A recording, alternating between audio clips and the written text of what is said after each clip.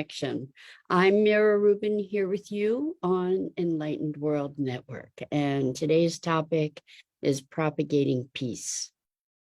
It's all too easy to get sucked into the sorrow, despair, fear around the circumstances of the world. And what we need to look at is, how is that contributing? How is that making a difference?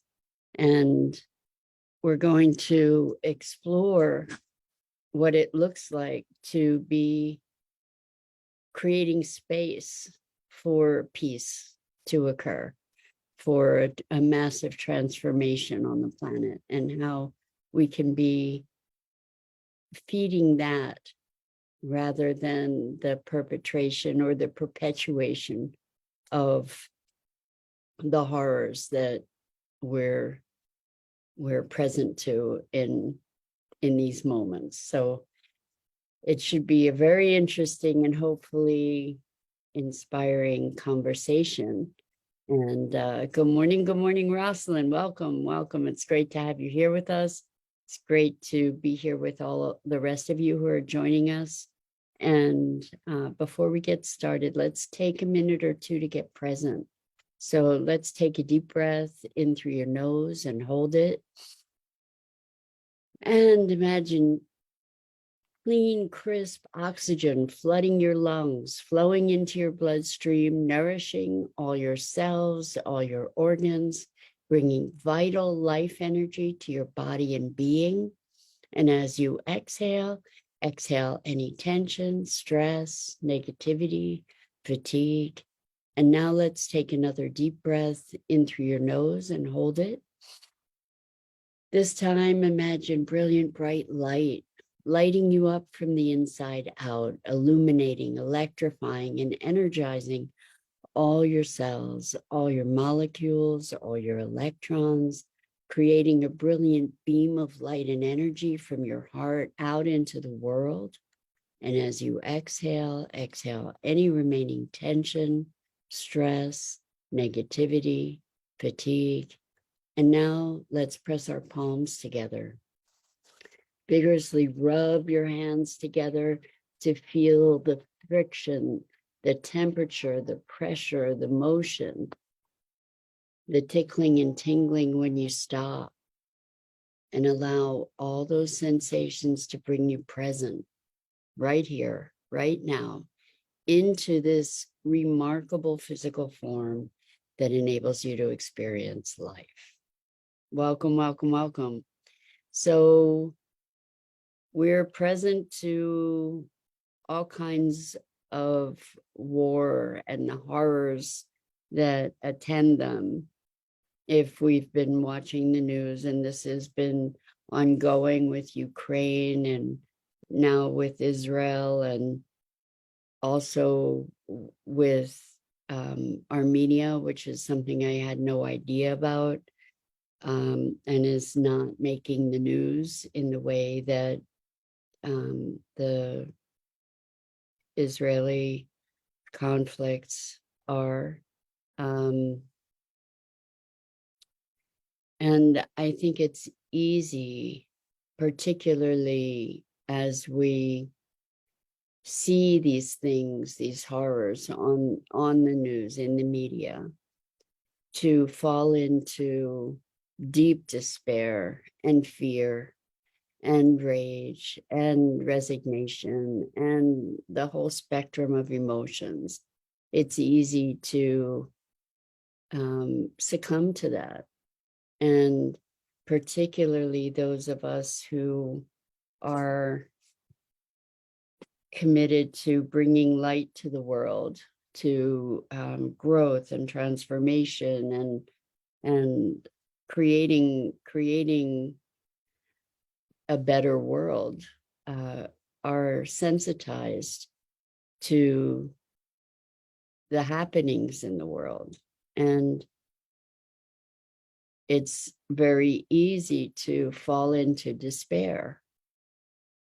And what I want to say is that our despair doesn't help. That our fear, that our anger, that our resignation, that our hopelessness, whatever those feelings are, they are not helpful. And this is an interesting conversation because we're kind of walking a razor's edge, because we're not wanting to deny what's so. It's not about pretending that everything's fine. What I'm talking about is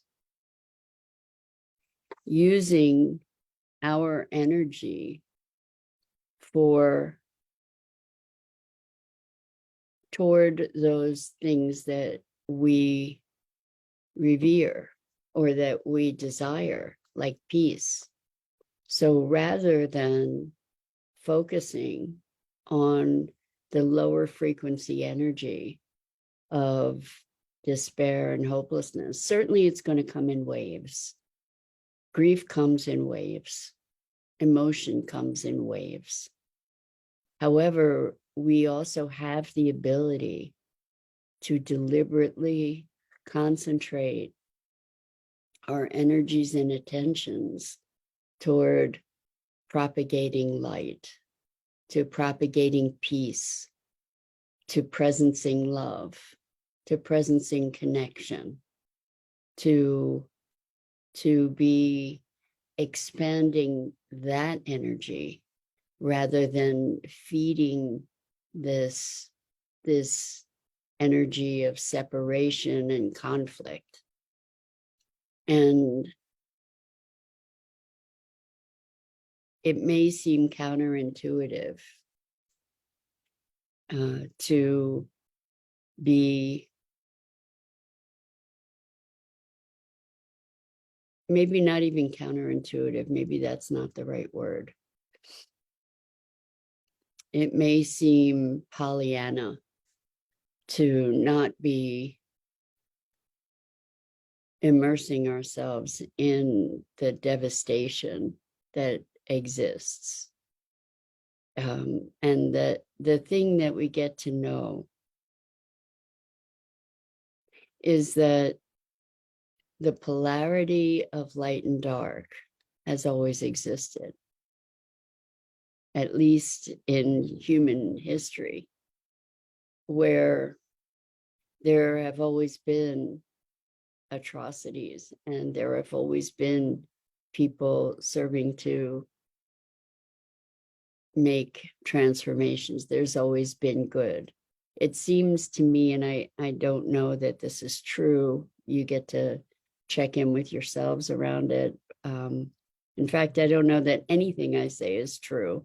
You get to be the arbiters of that. But it seems to me that there's an acceleration of both the light and the dark, that there's an increasing energy of polarity. And the thing about polarity is that it's two-sided. You can't just have one. They both feed each other. And the idea is that we need to get to another plane of presence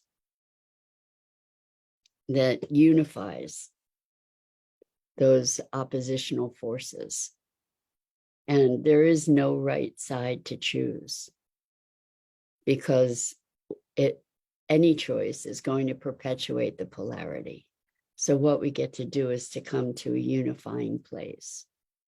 And what presences that unification is the rising of frequencies, is presencing ourselves and emanating peace, unification, wholeness, oneness, love, presencing those frequencies, they're higher frequencies.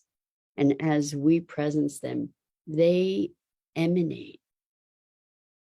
We become broadcasting stations And right now there's a lot of broadcasting of heavy frequency. And not to say that there aren't horrors, there are.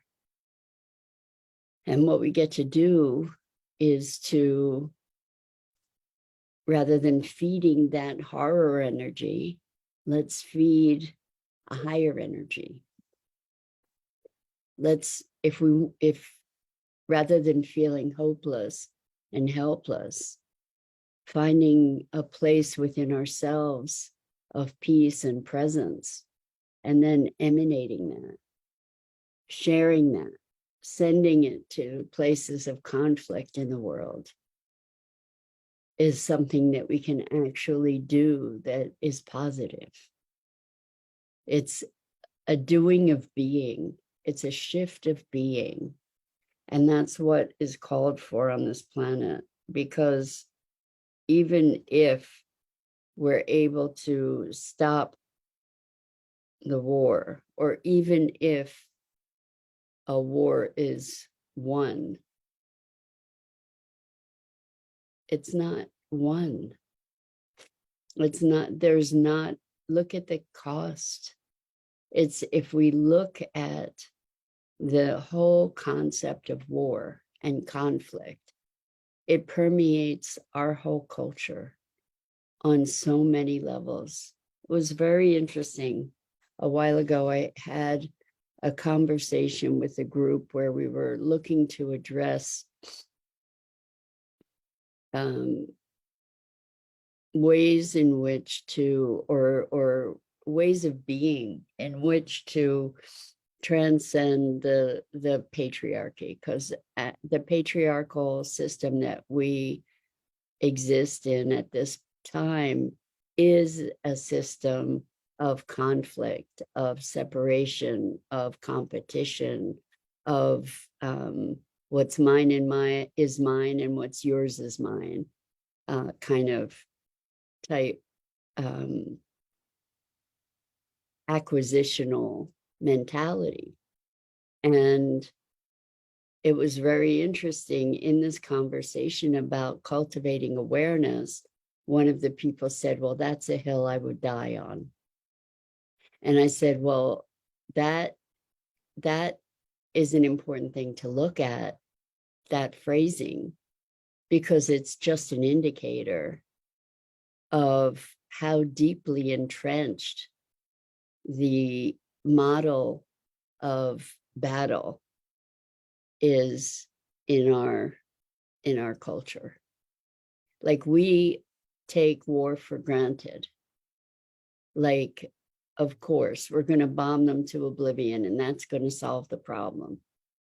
Well, it's never solved the problem, and it's never transformed the dangers. It's never eliminated the dangers.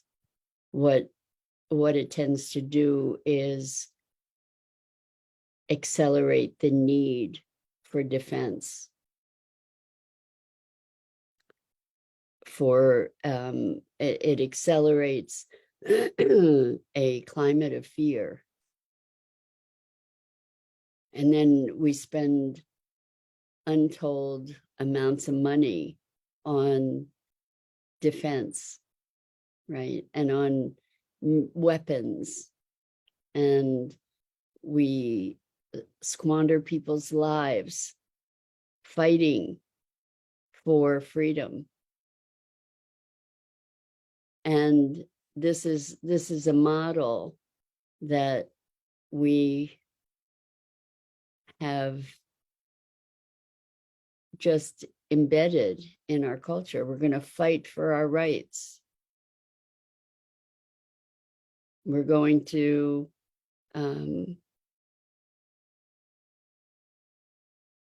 combat evils, right? And one of the things that we discuss and that we've talked about at length is how resistance reinforces the thing that we're resisting. And so I'm not saying lay down, but I am saying Let's elevate the conversation. Let's elevate ourselves. And the more we elevate ourselves and emanate that higher frequency, the more impact it's going to have in the world. And it is a way that we can actively engage, not in resistance, but in this transformation, that we can hold the space for it, that we can radiate the frequency where this just ceases to exist ultimately, because it can't sustain. If we're in a place of wholeness, if we're in a place of oneness, there is no battle. If we are all connected and we're all one, then we won't be trying to destroy each other, and we won't be treating others as others. We will be recognizing them as extensions of ourselves. That in recognition of our connection, it's like cutting off pieces of your own body.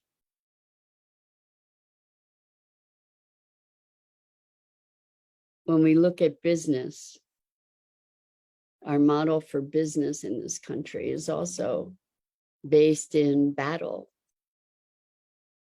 and challenge, and the way we set goals, and the notion of just do it without being connected to what the bigger picture is and what the ramifications are, and being able to be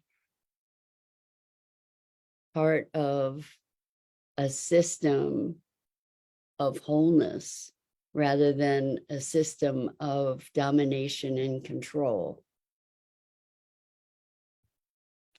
which has been kind of our operative conditioning. And so I don't know if you've heard about the experiments that have been done with meditation, where I don't remember the specifics, so if anybody has access to those specifics, it would be awesome. But in certain cities, there were a bunch of meditators that got together to meditate and to propagate peace. And what happened was that the crime rate dropped precipitously. And there was a measurable change, an undeniable change through those meditations. And so our dear, dear, dear Ruth Anderson, who is the founder, the driving force, the genius behind Enlightened World Network, is creating a peace meditation or a peace day on October 30th of this month, October 30th. Enlightened World Network will be gathering EWN hosts and meditators as we come together to create a strong, energetic presence of cascading peace. Meditations, music, and more starting at 11 a.m. Eastern Time. And so I invite you to clear your calendar or some time on your calendar for October 30th to be able to participate in this peace action. And you don't have to wait. Please don't wait. But collectively, we can amplify one another's intentions. So Rosalind says when 7,000 people do it, it reduces a certain percentage. I've heard interesting, I think it's if 1% of humans on the planet got together and at the same time, I don't know if it's true or it's not true. But I know we can affect change. And I know there are more and more groups that are collectively meditating for peace.